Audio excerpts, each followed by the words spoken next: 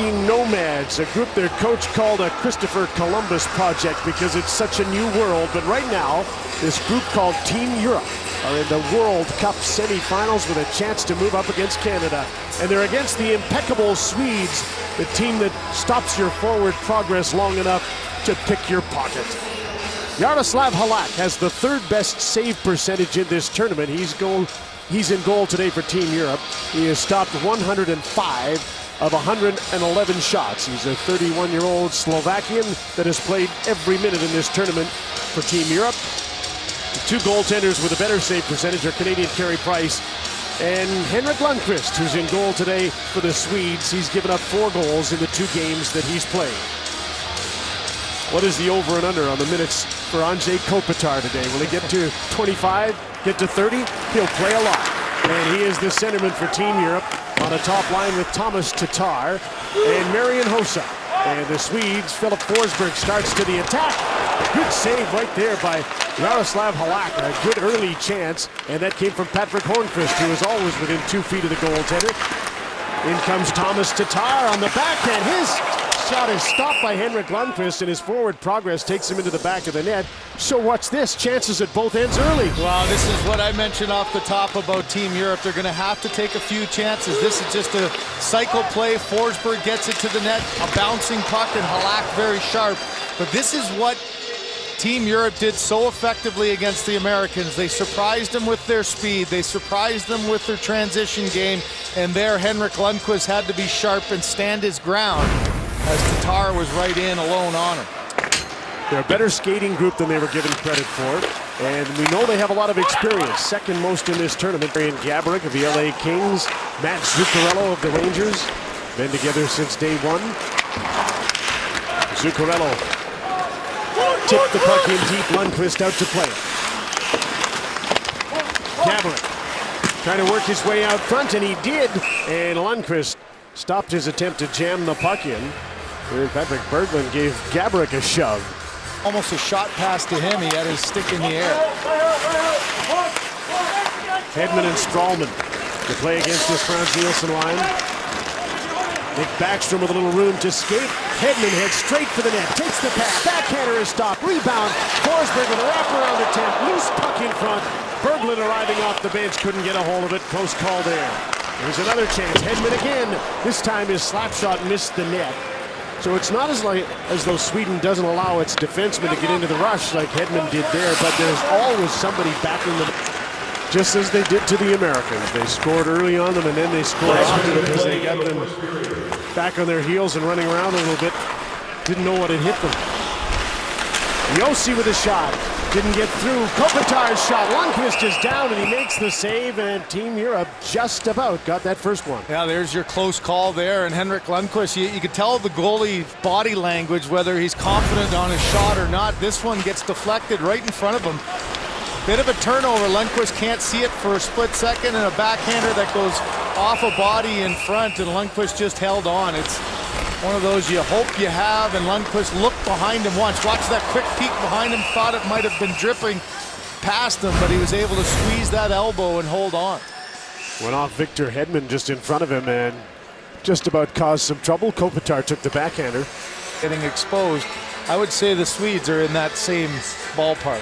Hampus Lindholm is an excellent defenseman in his own right, has been scratched. Can't get into the lineup of Team Sweden. Anton Stralman to the net. There's a rebound. They score. Nick Backstrom on the doorstep, and Sweden has the game's first goal. Well, their first shot on the period is a big save by Halak, but the rebound there by Backstrom, and it's winning the draw. Good job of the winger Hornqvist keeping it alive. A battle along the boards, and another good example, just throwing the puck to the net. It's one of those plays that Kopitar's responsibility is the centerman, and you see he just loses Backstrom for a split second.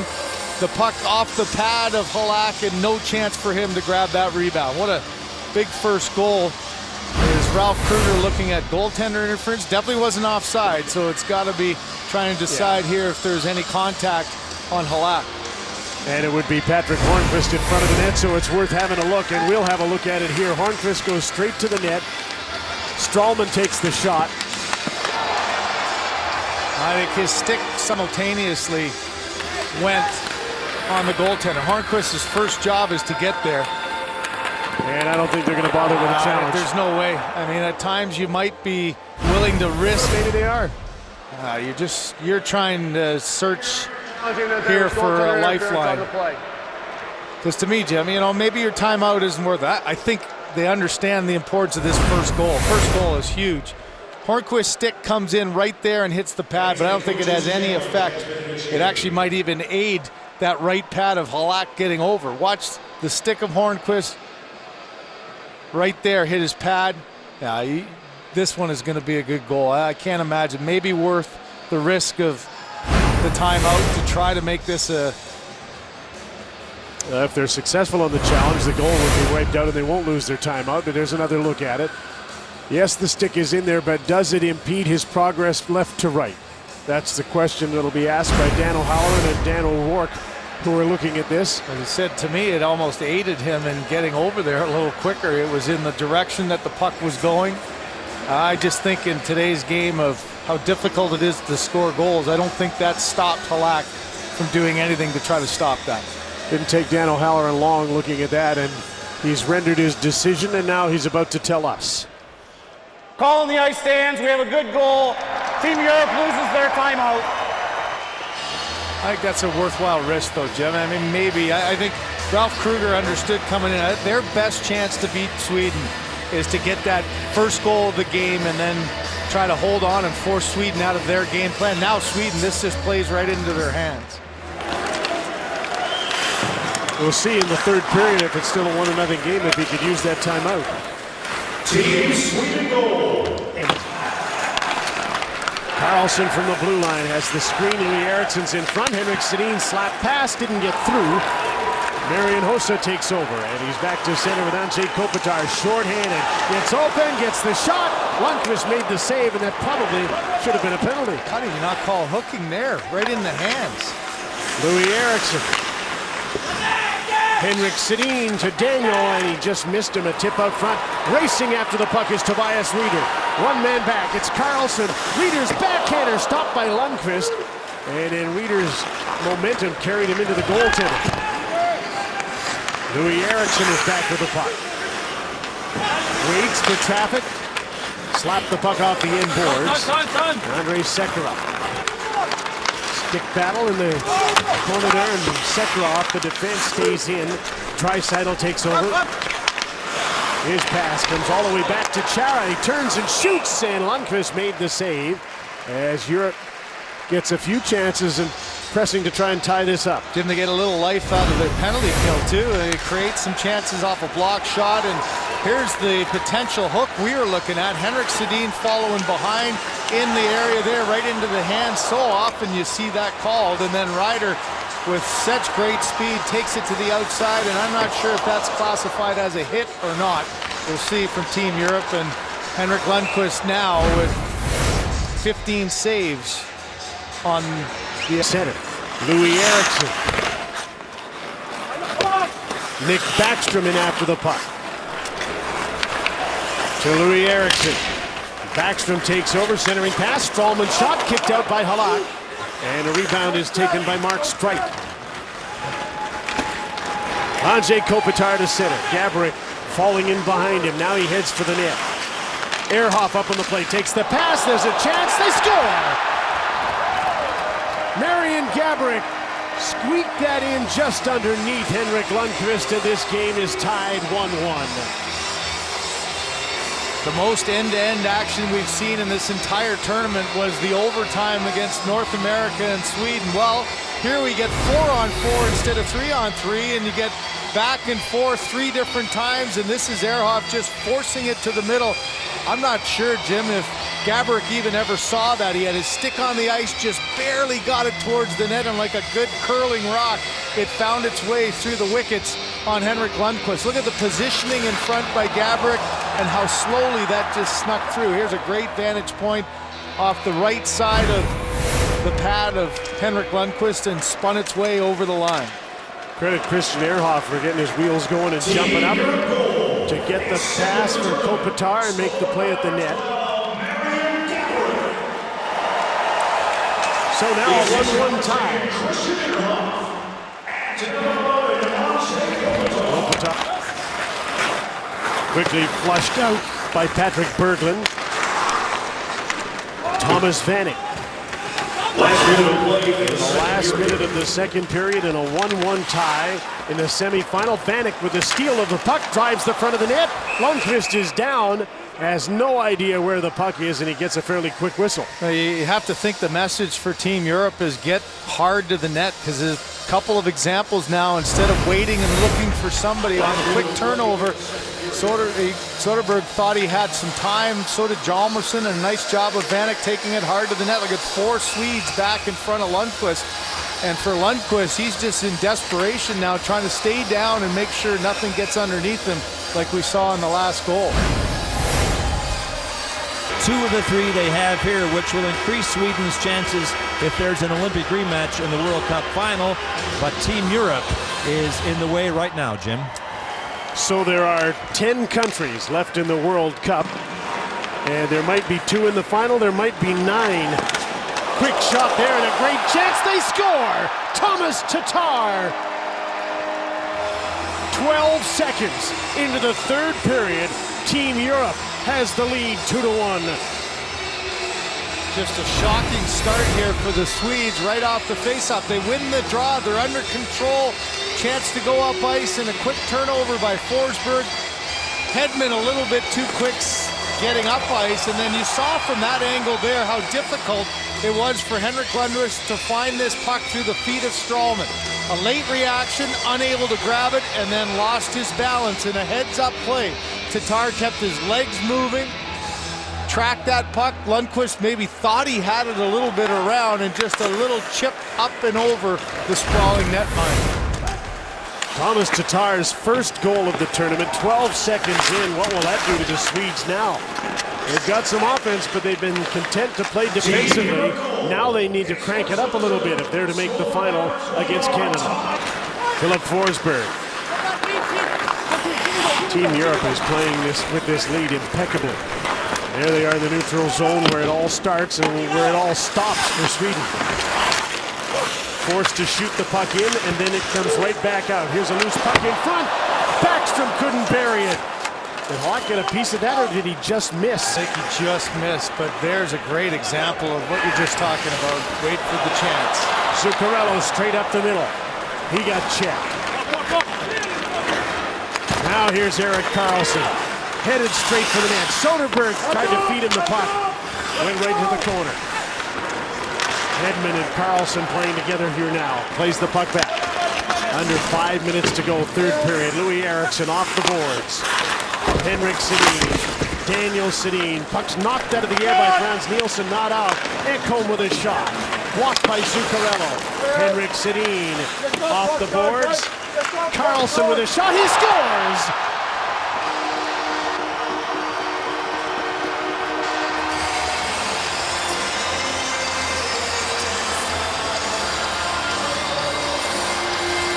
A determined shift from the Sedin line. And Erik Karlsson with a seeing eye, low shot from the point. It's a 2-2 tie. What you see on this entire shift is the white sweaters just staying in a unit of 5 in the middle. That opens up all the kinds of ice on the outside. The Swedes kept rotating the puck from side to side, keeping it in at the point. And another great reminder, it's not always how hard a shot, just a little deflection there in front. Traffic in front of Halak, this is what he sees. He's got body out high, and I think that's Eriksson who got a piece of that one, Jim, and it went up and over. Eriksson or Josi? We'll find out soon enough. It definitely hit someone, though, and jumped up. Big goal nonetheless. And a 2-2 tie.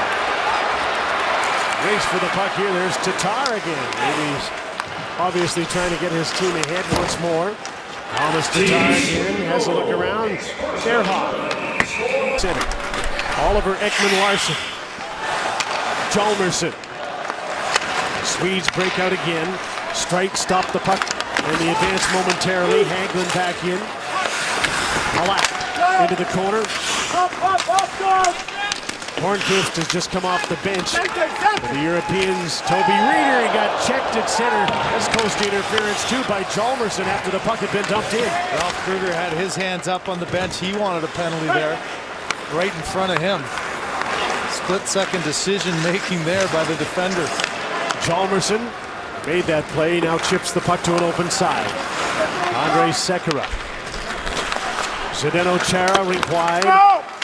Marian Hossa checked by Ekman Larsson. Backstrom in a battle with Kopitar. Up the boards to Hornqvist. Tangled up with the linesman. Here's a 2-on-1. Backstrom shoots the rebound. Cleared away by Sekera. From the blue line, Strawman holds the puck in. Nick Backstrom jumping in his Hedman. He gets the puck. Hornqvist in front. There's the shot. Steered aside by Halak. And the other way goes Thomas Tatar. Forsberg's trying to catch him and does. Hedman's there as well. Kopitar kept the puck in. Zuccarello on front. Tatar scores! Thomas Tatar in overtime. Team Europe is going to the World Cup final.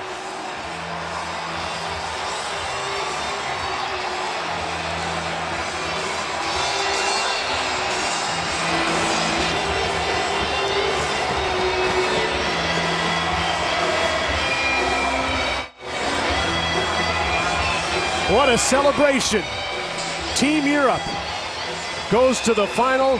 9 countries, not just 2, will play in the World Cup final. And Jim, the officials here are telling everybody to wait. It's the overtime, so it's reviewed automatically. And this one was a bang-bang play at the net that hit the skate of Tatar at one place. I thought he was able to get his stick on it going in. When the pass came across, it went off his skate, off of Lundqvist, and I think the rebound went off. At one end, you see Jaro Halak with an excellent save. Sekera with the clear.